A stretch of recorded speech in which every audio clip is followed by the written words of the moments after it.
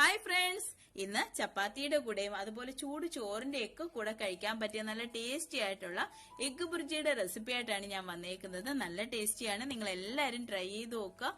അപ്പൊ ഇതെങ്ങനെയാ ഉണ്ടാക്കുന്നതെന്ന് നോക്കാം. അതിനായിട്ട് നമുക്ക് കിച്ചണിൽ പോകാം. അതിന് വേണ്ടിയിട്ട് ഞാൻ ഇവിടെ ഒരു ഫ്രൈ പാൻ വെച്ചിട്ടുണ്ട്. ഫ്രൈ പാൻ ഒന്ന് ചൂടായി വരുമ്പോഴത്തേക്ക് 1 ടീസ്പൂണോളം ഓയിൽ ഒഴിച്ചു കൊടുക്കാം.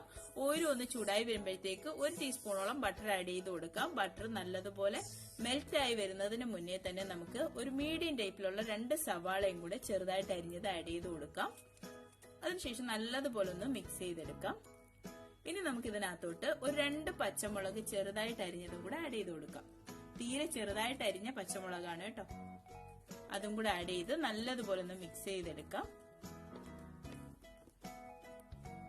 ഇനി ഇതിന്റെ പച്ച മണമൊക്കെ ഒന്ന് മാറി ഒരു ട്രാൻസ്പെറന്റ് കളർ ആകുമ്പോഴത്തേക്ക് നമുക്ക് ഇതിനകത്ത് തക്കാളി ആഡ് ചെയ്ത് കൊടുക്കാം. ഇപ്പൊ ഇതിന്റെ കളറൊക്കെ ഒന്ന് ചേഞ്ച് ആയി വന്നിട്ടുണ്ട്. ആ സമയത്തിന് നമുക്ക് മീഡിയം ടൈപ്പിലുള്ള 2 തക്കാളിയും കൂടെ ചെറുതായിട്ട് അരിഞ്ഞത് ആഡ് ചെയ്ത് കൊടുത്തിട്ടുണ്ട്. ഇനി ഇത് നല്ലതുപോലെ ഒന്ന് വെന്തുടഞ്ഞു വരണം. തക്കാളിയൊക്കെ നല്ലതുപോലെ ഒന്ന് വെന്തുടഞ്ഞു വരണം.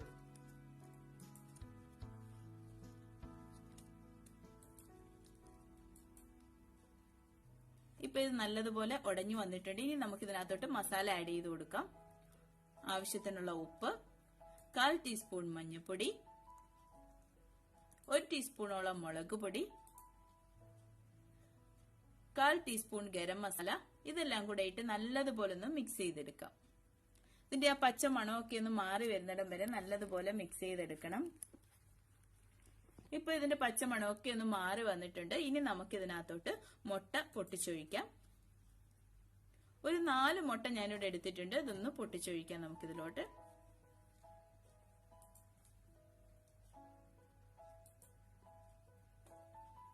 ഇത് ലാസ്റ്റ് വരെ കുക്ക് ചെയ്യുന്നത് തുറന്നു വെച്ചിട്ടാണ്, അടച്ചു വെച്ചിട്ടല്ല കേട്ടോ.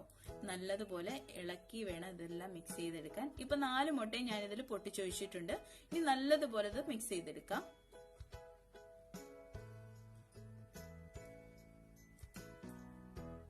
ഇത് കണ്ടിന്യൂസ് ആയിട്ട് ഇങ്ങനെ ഇളക്കി കൊടുത്ത് നല്ലതുപോലെ ഇതിനകത്തുള്ള വെള്ളത്തിന്റെ അംശമൊക്കെ നല്ലതുപോലെ പോകാൻ വേണ്ടിയിട്ട് നമുക്കിതുപോലെ ഇളക്കിയിരിക്കണം.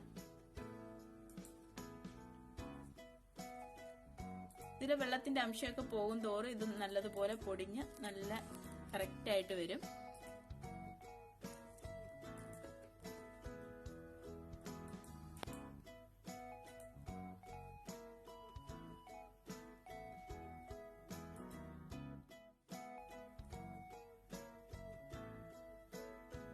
ഇപ്പൊ ഇത് നല്ലതുപോലെ ഡ്രൈ ആയി വന്നിട്ടുണ്ട്. വെള്ളത്തിന്റെ അംശമൊക്കെ പോയിട്ടുണ്ട്. ഇനി ഇതിനകത്തോട്ട് നമുക്ക് ആവശ്യത്തിനുള്ള മല്ലിയിലയും കൂടെ കുറച്ച് ആഡ് ചെയ്ത് കൊടുക്കാം.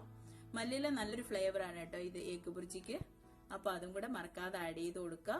ഇനി നമുക്ക് ഇത് സെർവിംഗ് ഡിഷിലോട്ട് ഞാൻ മാറ്റിയിട്ടുണ്ട്. കുറച്ച് മല്ലിയിലയും കൂടെ മേൽഭാഗത്തൂടെ ഇട്ട് കൊടുക്കാം. നല്ല ടേസ്റ്റിയാണ്, നിങ്ങൾ എല്ലാവരും ട്രൈ ചെയ്ത് നോക്കുക. അപ്പൊ നിങ്ങൾക്ക് എന്റെ വീഡിയോ ഇഷ്ടപ്പെട്ടാൽ എന്നെ സപ്പോർട്ട് ചെയ്യാൻ മറക്കരുത്. പുതിയൊരു വീഡിയോയുമായിട്ട് ഇനിയും കാണാം. അതുവരെ bye, have a nice day.